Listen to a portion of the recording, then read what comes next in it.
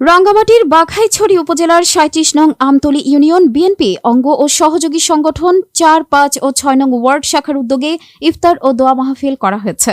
রবিবার ১৬ মার্চ বাঘাইছড়ি উপজেলার ৩৭ নং আমতলী ইউনিয়ন মহিলা কেন্দ্রীয় জামে মসজিদ সংলগ্ন ময়দানে এই আয়োজন সম্পন্ন হয়।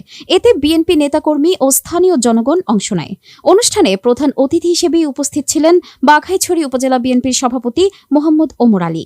বিশেষ অতিথি হিসেবে উপস্থিত ছিলেন উপজেলা বিএনপির সাধারণ সম্পাদক মোহাম্মদ জাবেদুল আলম, উপজেলা বিএনপির সহ সভাপতি আবুল কালাম আজাদ, উপজেলা বিএনপির দপ্তর সম্পাদক হুমায়ুন কবির মোসা, আমতলী ইউনিয়ন বিএনপির সভাপতি সিরাজুল ইসলাম বাচ্চু, সাধারণ সম্পাদক হুমায়ুন কবির মজনু, সাংগঠনিক সম্পাদক মোহাম্মদ রফিকুল ইসলাম, উপজেলা যুবদলের আহ্বায়ক আব্দুল সবুর, সদস্য সচিব আবু বকর সিদ্দিক মামুন, উপজেলা জাসাসের সভাপতি সিদ্দিক আলী, সাধারণ সম্পাদক সোলাইমান, উপজেলা স্বেচ্ছাসেবক দলের আহ্বায়ক নুরুদ্দিন রাজু, সদস্য সচিব হাবিবুর রহমান, উপজেলা ছাত্রদলের আহ্বায়ক হুমায়ুন রশিদ সহ ৩৭ নং আমতলী ইউনিয়ন বিএনপির অঙ্গ ও সহযোগী সংগঠনের নেতাকর্মীবৃন্দ। নেতৃবৃন্দ বলেন, বিএনপি সবসময় জনগণের পাশে ছিল এবং ভবিষ্যতেও থাকবে। স্থানীয় জনগণের সাথে সম্পর্ক দৃঢ় করা এবং গণমানুষের প্রত্যাশা পূরণে দল নিরলস কাজ করে যাবে বলে তারা আশাবাদ ব্যক্ত করেন।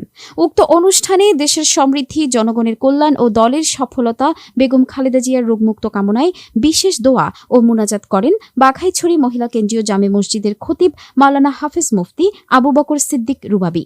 পরে ইফতার বিতরণের মাধ্যমে অনুষ্ঠানের সমাপ্তি ঘটে।